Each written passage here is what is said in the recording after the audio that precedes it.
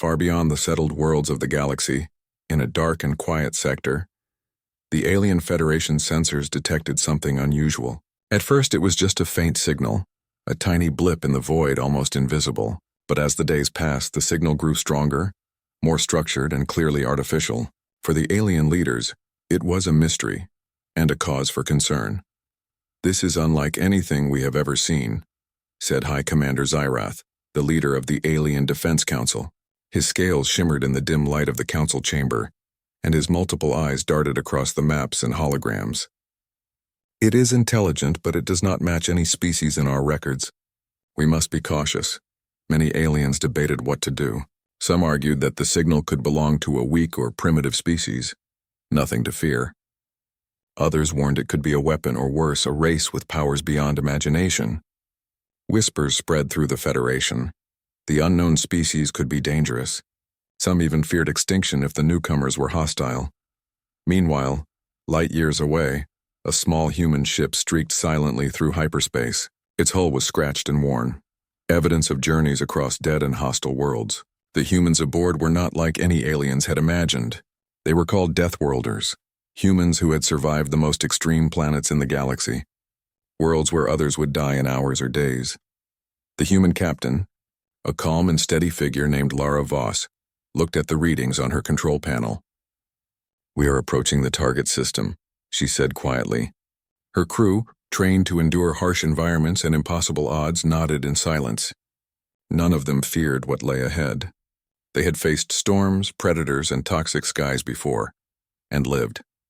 When the humans dropped out of hyperspace, the Federation's surveillance systems immediately noticed them. Hundreds of alien ships turned their attention to the strange vessels.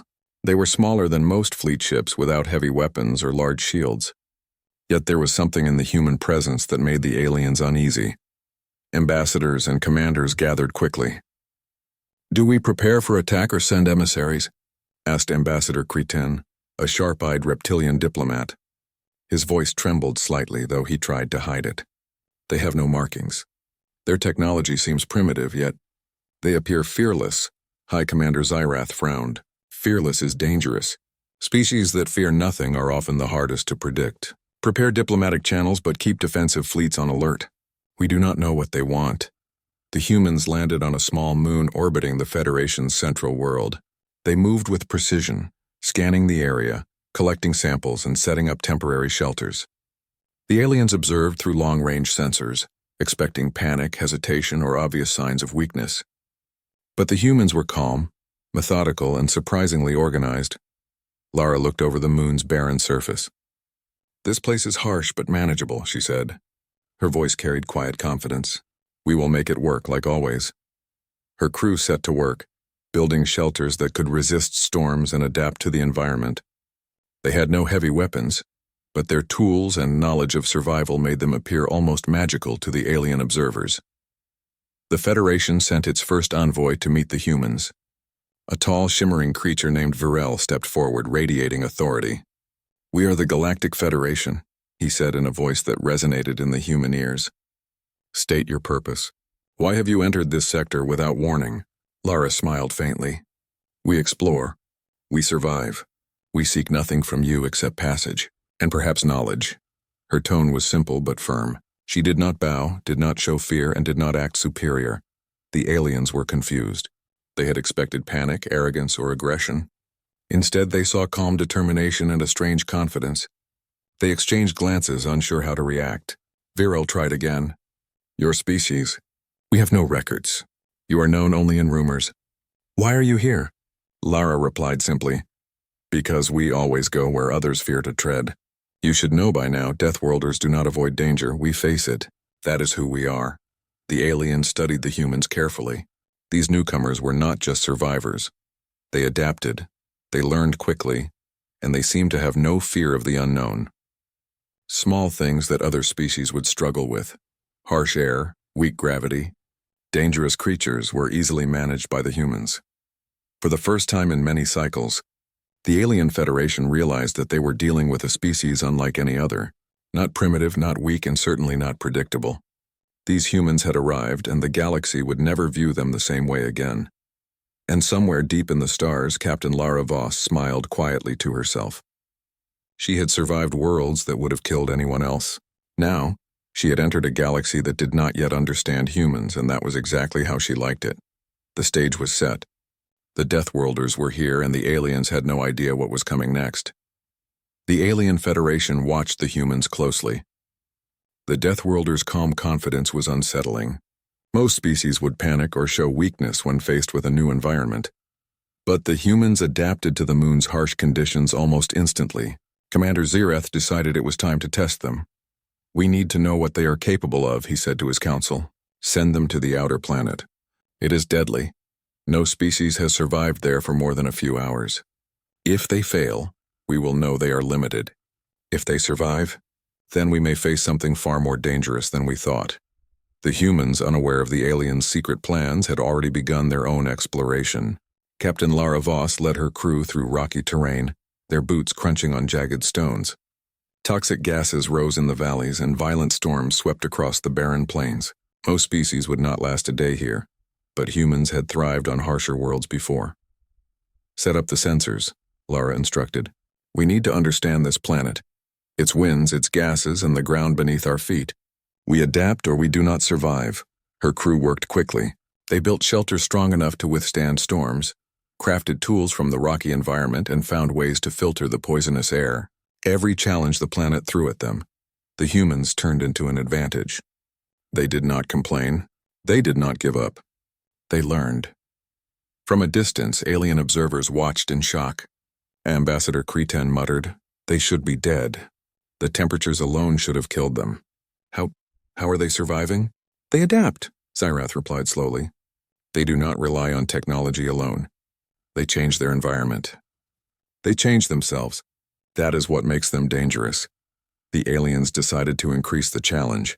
They created small obstacles, unstable terrain, sudden predator drones, and environmental hazards. Yet each time the humans responded with calm precision. When rocks fell in their path, they built bridges. When toxic storms came, they used natural materials to filter the air. Even alien predators designed to intimidate could not surprise them. During one storm, a massive wind tore through their camp. The humans clung to their shelters, adjusting ropes, anchoring structures, and shielding equipment. By the next day, everything was repaired, stronger than before. One alien observer whispered, "They treat danger like a lesson, not a threat." While surviving the planet, the humans discovered something unexpected. Strange tracks led toward a cavern at the planet's edge. Lara studied them carefully. "These creatures are larger and smarter than we expected," she said. "They are hunters. We should be cautious, but we can learn from them." Her crew nodded. They followed the tracks carefully, mapping the predators' movements without confrontation. The aliens monitoring them were astonished. Other species would have fled in fear. Humans moved forward, studying and understanding the threat. One night around the campfire, Lara spoke to her crew. "Other species see danger and run. We see danger and survive. This is what makes us who we are. Remember, we do not just endure, we adapt." The humans' progress sent waves of unease through the Federation. Some aliens began to whisper among themselves. "They are not just survivors. They are intelligent hunters, engineers, and strategists all at once. If they continue to grow, no one will control them." Yet not all aliens feared humanity. Some saw potential. A young diplomat named Lyra approached Zirath quietly. "Commander, perhaps we should learn from them instead of fearing them. They think differently, act differently. Maybe that is a strength we could use." Zirath nodded slowly. "Perhaps. But first we must ensure we are not underestimating them. Humans are unpredictable. Their methods, chaotic to our logic. That alone makes them a threat and a potential ally." As days passed, the humans completed their exploration. They mapped the planet, neutralized environmental hazards, and gathered data about predators and resources. When they returned to the Federation's monitoring zone, their success was undeniable. They had survived the impossible, thrived in deadly conditions, and learned from every challenge. Ambassador Cretan, shaking slightly, addressed the council. They are remarkable. We cannot rely on what we know.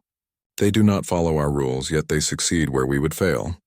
Zirath leaned back in his chair. "It is time to see what else they can do. Survival alone is not enough.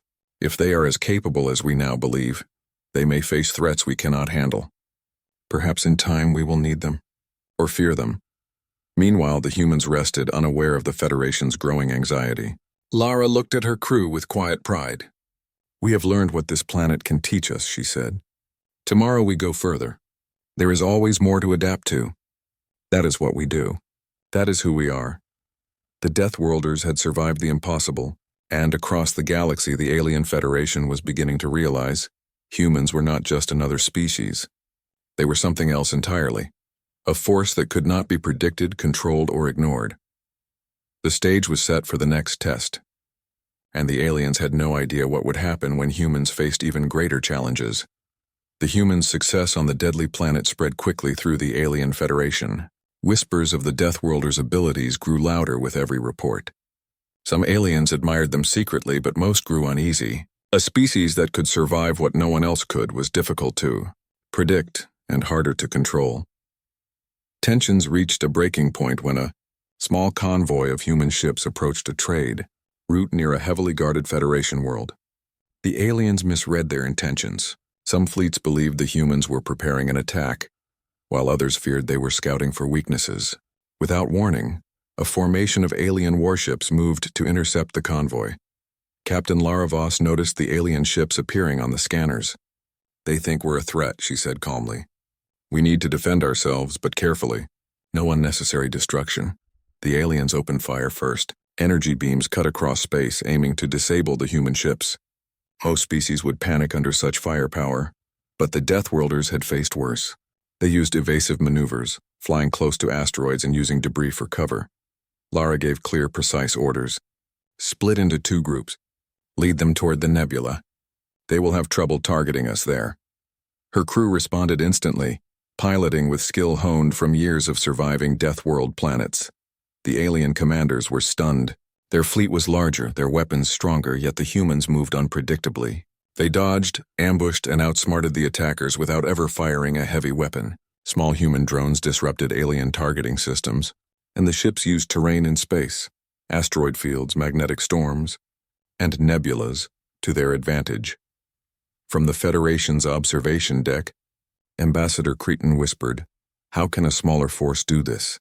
Their technology is inferior, yet they fight as if the galaxy bends to them." "They do not fight like us," High Commander Zyrath said quietly. "They think differently. They adapt instantly. Every move they make is unexpected. This is what we feared, and what we should respect." Back in space, the humans turned defense into offense. Using precise maneuvers, they disabled the alien fleet's weapons without destroying the ships. Captured signals showed the aliens were confused and frustrated. Humans did not kill recklessly. They outsmarted and neutralized, showing efficiency and control. During the battle, Lara ordered one bold move. "Deploy the decoys. Lead the largest ship toward the gravitational pull of the moon. Keep them distracted while the rest retreat." Her plan worked flawlessly. The alien flagship, expecting an easy victory, followed the human ship into a dangerous orbit. Gravitational forces pulled at the ship, forcing it to divert energy to stabilize. Meanwhile, the rest of the human convoy escaped unharmed. By the time the battle ended, the humans had suffered minor damage, while the aliens were left stunned and humiliated. They had underestimated the Deathworlders. Not only could humans survive extreme worlds, they could fight with intelligence and strategy far beyond alien expectations. After the conflict, some aliens approached the humans, attempting diplomacy for the first time. Virel, the envoy, spoke cautiously. "Your actions? They are unlike anything we expected. You are not merely survivors, you are strategists, warriors, and thinkers. Why do you not attack fully?" "You could destroy us," Lara replied simply. "We survive. We adapt. We do not seek unnecessary bloodshed. Fighting smart is better than fighting blindly. We hope you understand that." The aliens were silent. Many had never seen such reasoning. Some began to question their own methods, realizing humans' approach combined intelligence, courage, and efficiency in a way no other species had. Meanwhile, the humans' attention returned to a larger threat. The deadly predator species, native to the Federation's outer sectors, was moving toward inhabited worlds. Unlike the aliens, humans had learned to observe, predict, and exploit weaknesses. Lara and her crew began preparing defenses, studying the predators' patterns and teaching aliens how to adapt rather than react. The first conflict had changed the balance. Aliens who once feared humans began to respect them, while others grew wary. One thing was clear: the Deathworlders were no ordinary species. Their intelligence, courage, and adaptability were unmatched. As humans repaired their ships and planned the next move, Lara addressed her crew. They thought we were weak. They thought fear would control us. But we survive and we think. That is our strength. Remember this: it is not just fighting that makes us strong. It is knowing how to survive, how to adapt, and how to turn danger into advantage. Far across the galaxy, the Alien Federation's leaders gathered in emergency council. Xerath spoke gravely. They are not merely a threat. They are a force we cannot predict. If the predators arrive, only humans may have the knowledge and courage to face them. Perhaps we must work with them whether we like it or not. The stage was set for an uneasy alliance. Humans had made themselves known, not through conquest but through intelligence, courage, and strategy. The galaxy was beginning to realize that the Deathworlders were different, very different. And somewhere among the stars, Lara Voss prepared her next move. She had survived impossible worlds, outsmarted fleets, and faced predators that others could not. The universe was dangerous, but humans thrived in danger. That was what made them unstoppable. The predator species was advancing quickly through the Federation's outer sectors. Worlds that had once been safe were now under threat. Alien leaders panicked, unsure how to stop a force they could not understand. Many ships were destroyed or disabled. For the first time, some aliens admitted they were not prepared for survival. They only knew defense and technology, not adaptation. Captain Lara Voss and her crew observed the situation from their command ship. "The predators are smart, faster than expected, and ruthless," she said, studying the alien reports. "We cannot face them alone, and we cannot leave these worlds undefended. It is time to show them what humans can do." Lara sent messages to the Federation leaders. Her tone was firm but diplomatic. "We can help, not by fighting blindly, but by teaching, planning, and adapting. If you want to survive, you must learn to think like Deathworlders." Many alien commanders hesitated. Some were proud and arrogant, unwilling to accept human guidance. Others were desperate, realizing humans' methods were their only hope. A council was called on a neutral space station to discuss cooperation. High Commander Xerath spoke cautiously. "Humans have survived worlds we cannot imagine. Their methods are unconventional, chaotic, some might say, but they succeed where we fail. Perhaps it is time to listen." Lyra, the young diplomat who had once suggested learning from humans, stepped forward. "We have no choice. The predators will destroy anything in their path. Humans offer knowledge we do not possess. We must unite." The humans quickly began training alien forces. They taught survival techniques rather than just combat tactics. Aliens learned to observe, adapt, and anticipate threats. Small squads practiced guerrilla-style maneuvers, building traps and using the environment to their advantage. It was not easy. Many aliens struggled to think outside their rigid rules, but humans demonstrated patience and clarity. "You cannot rely only on technology," Lara explained. "Think ahead. Learn the patterns. If a predator expects one path, take another. Use what is around you. Adaptation is more powerful than weapons." In a matter of cycles, alien squads began to improve. They could move faster, set traps, and respond to danger without waiting for orders. Humans coordinated with them, combining strategy and alien technology to create a powerful defense network. The first major attack came on a key trade hub. The predators struck at night, their shadows moving silently across the planet. Alien weapons fired wildly, but they struggled to hit the fast, intelligent attackers. Humans, however, had planned carefully. Lara positioned small teams at critical points. She had studied the predators' behavior, predicting their moves. Humans lured the creatures into traps, pitfalls, electrical nets, and zones of controlled energy disruption. When the predators attacked, they were caught, confused, and forced to retreat. Alien forces watched in awe. "We could not have done this alone," admitted Commander Rin of the Federation fleet. "They see what we cannot. They think differently. We would have failed without them." Even the predators adapted, learning from human strategies. But humans were faster, smarter, and more flexible. They constantly changed their tactics, never allowing the predators to predict their next move. After the battle, the surviving aliens and humans regrouped. The Federation recognized that humans were not only strong in survival, They were leaders, teachers, and strategists. Many alien factions finally admitted that they had underestimated humanity. Lara addressed the gathered leaders. "We are not here to dominate or rule. We are here to survive and to help you survive. Danger is everywhere in this galaxy. We can only face it together. Adaptation and intelligence are stronger than fear and blind power." The Council finally agreed. Humans and aliens would cooperate fully. Humans would train alien forces and coordinate strategies, combining alien technology with human adaptability. It was a partnership born of necessity, but respect grew quickly. For the humans, this was familiar. On countless death worlds, survival had always required teamwork, observation, and clever use of surroundings. Now, for the first time, they applied those skills on a galaxy-wide scale. As the sun rose over the hub world, survivors from both species watched the horizon. The predators were still out there hunting and learning. But humanity had shown the galaxy a new way, one that relied on courage, intelligence, and adaptation instead of fear or rigid rules. Captain Lara Voss looked at her crew and smiled faintly. "We have shown them what humans can do. But the galaxy is bigger than this battle. There will be more threats, more challenges. Remember, survival is not just about fighting. It's about thinking, learning, and adapting. That is our strength. That is who we are." For the first time, humans were no longer unknown visitors.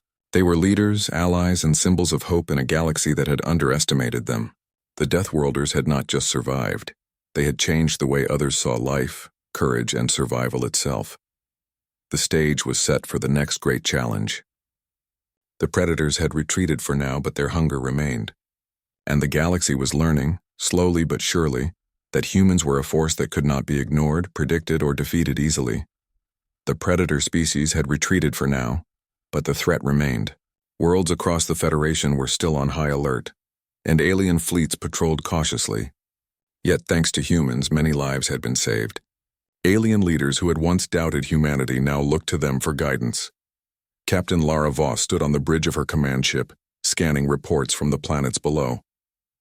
"The predators are regrouping," she said calmly. "But this time we are ready. Not just humans. We all are." Across the galaxy, humans and alien forces coordinated like a single organism. Humans shared survival strategies, teaching aliens to think creatively, predict danger, and use their environment to their advantage. Alien technology, combined with human adaptability, created defenses no predator could easily overcome. The next attack came without warning. The predators struck at a heavily populated world. Ships fired energy beams and explosions lit up the skies. Yet this time humans had prepared. Lara deployed teams across the planet, setting traps and creating zones where predators could be controlled, funneled, and neutralized without unnecessary destruction. Humans moved swiftly, leading small alien squads in guerrilla tactics. They used terrain to their advantage. Dense forests, rocky mountains, and narrow canyons became allies in the battle. Predator after predator was trapped, disabled, or driven back. Aliens began to understand a new way of thinking. Instead of relying on pure power, they learned to adapt, observe, and act strategically. In the heat of the battle, a young alien pilot exclaimed in amazement, "They see what we cannot." "How do they always know where the predators will strike next?" Lara smiled quietly. "We learn, we watch, we survive. That is what makes humans different, and now we share it with you." By the end of the engagement, the predators were forced to retreat far beyond the Federation's borders. Countless worlds had been saved, and alien casualties were minimal. For the first time, humans had led a combined force to victory, not through overwhelming firepower, but through intelligence, strategy, and adaptability. After the battle, the Federation's leaders convened. Zirath spoke solemnly. "We have underestimated humans. They are not just survivors. They are leaders, teachers, and warriors. Their presence has saved countless lives. We owe them recognition and cooperation." Ambassador Cretan, who had once doubted humanity, now nodded. "They have changed the way we see the galaxy. They do not seek power, yet they command respect through their actions. Perhaps we have much to learn from them." Lara addressed the council, her tone firm but humble. "We do not seek control. We do not want dominion. Humans only survive, adapt, and help others survive. The galaxy is dangerous, and survival requires cooperation. Together, humans and aliens can face any challenge. That is our goal. For the first time, humans were no longer outsiders. They were recognized members of the galactic community. Aliens shared technology, knowledge, and strategy, not out of fear but out of respect.